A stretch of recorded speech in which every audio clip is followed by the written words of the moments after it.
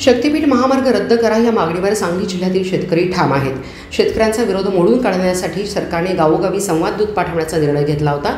त्यानुसार आज दिनांक 23 व दिनांक 24 मे रोजी जिल्ह्यातील 18 गावातील शेतकऱ्यांशी संवाद साधण्यासाठी प्रशासनाने कार्यक्रम जाहीर केला आहे। पण आज कवठेमंकाळ व तासगाव तालुक्यातील सर्वच गावातील शेतकऱ्यांनी एकत्रित येत आपापल्या गावातून अक्षरशः पळवून लावले व कोणताही संवाद न करता अधिकाऱ्यांना आल्यापावली परत फिरावे लागले।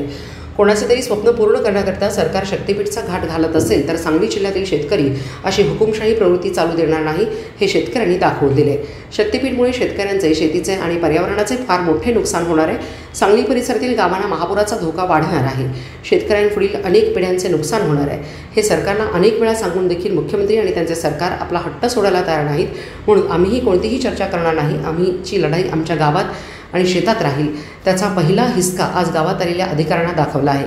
पुढेही दाखवू, पण महामार्ग होऊ देणार नाही। आमची शेती वाचवू, त्यासाठी रक्त सांडायची देखील आमची तयारी आहे, असे यावेळी नागरिकांनी सांगितले। उमेश देशमुख, सतीश शाखळकर, महेश खराडे, प्रभाकर तोडकर, उमेश एडके, प्रवीण पाटील, यशवंत हरुगडे, सुनील पवार, सुधाकर पाटील यावेळी उपस्थित होते।